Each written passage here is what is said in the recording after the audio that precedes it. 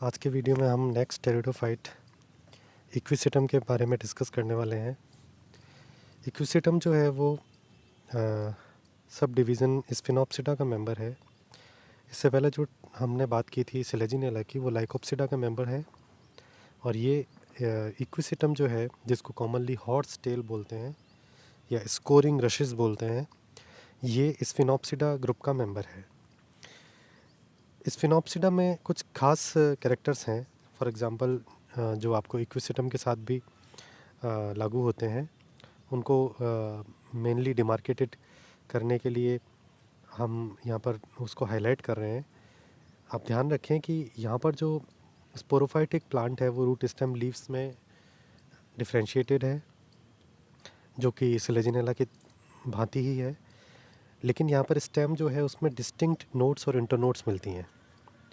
और इंटरनोड्स जो होती हैं वो लॉन्गिट्यूडनली उसमें रिब्स और फरोज़ मिलती हैं, उभार और खांचे मिलते हैं।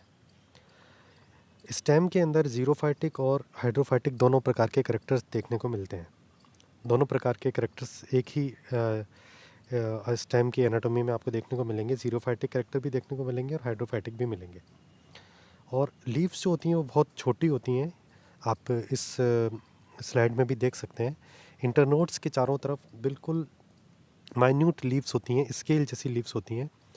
और लीव्स की जो संख्या होती है वो नंबर ऑफ़ रिजेस की संख्या के बराबर होती है। नंबर ऑफ़ रिजेस मतलब जो उभार होते हैं उनके बराबर होती है।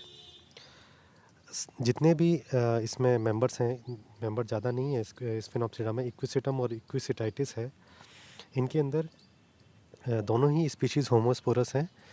तो आपको ये ध्यान रखना है कि सेलेजिनेला हेटेरोस्पोरस टेरिडोफाइट था और ये होमोस्पोरस टेरिडोफाइट है, तो इसका आप ध्यान रखें। इसके अंदर इक्विसिटम जो है इसमें भी डाइवर्स हैबिटेट देखने को मिलता है। जैसे फॉर एग्जांपल इक्विसिटम प्राटाइंस है, ये डैम्प और शेडी प्लेसेस में देखने को मिलता है, वहाँ पाया जाता है।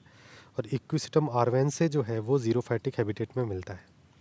कुछ इंडियन स्पीशीज़ के नाम मैं बता रहा हूँ आपको। इक्विसिटम आर्वेंसे, इक्विसिटम डेबाइल, इक्विसिटम डिफ्यूज़म और इक्विसिटम एलोंगेटम। इनका आप नाम ध्यान रखें क्योंकि ये इंडिया में मिलने वाली स्पीशीज़ हैं। साथ ही एक चीज़ और आपको ध्यान रखनी है कि इक्विसिटम जो है वो एक इंडिकेटर प्लांट की तरह से यूज़ किया जाता है।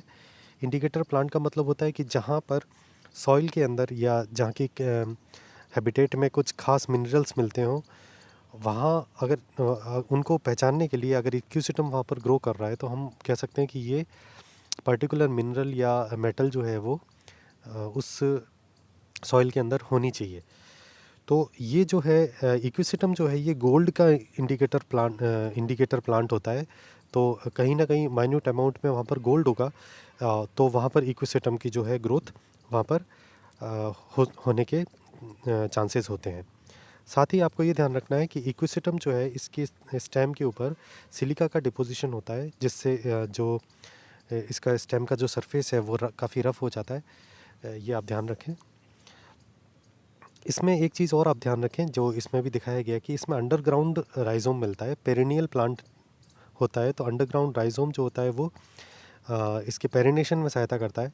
उत्तर जीवता जिसको बोलते हैं कि प्लांट का अगर ऊपरी हिस्सा अगर मर जाता है तो अंदर राइजोम के रूप में, राइजोम या ट्यूबर्स के रूप में ये ज़िंदा रह सकता है इसका प्लांट, और वापस से फेवरेबल कंडीशन आने में ये वापस से ग्रो कर सकता है। स्टेम जो है वो मैंने बताया आपको ट्यूबर के रूप में हो सकता है, और यहाँ से इस ट्यूबर लाइक जो स्ट्रक्चर है, यहाँ से क्रीपिंग स्टेम डेवलप होता है जो कि इरेक्ट ब्रांचेस का रूप लेता है। इरेक्ट ब्रांचेस में दो प्रकार की ब्रांचेस हैं। ब्रांचेस ऑफ अनलिमिटेड ग्रोथ, जो मेन आपको यहाँ पर शाखाएं दिख रही हैं वो ब्रांचेस ऑफ लिमिटेड ग्रोथ हैं, और जो छोटी शाखाएं दिख रही हैं वो ब्रांचेस ऑफ लिमिटेड ग्रोथ हैं। नोड्स और इंटरनोड्स मैंने आपको बता दिए। ये जो टिप है साइड में आप देखेंगे स्ट्रोबिलस जो है वो टिप पर दिख रहा है आपको, ये इसके अंदर इसके स्पोरेंजिया बनते हैं। और इसका जो अरेंजमेंट है उसके बारे में अपन आगे बात करेंगे। जिस शूट पर ये मिलता है उसको हम बोलते हैं फर्टाइल शूट। तो नेक्स्ट वीडियो में इसको और कंटिन्यू करेंगे। इसको देखें और लर्न करें। Thank you.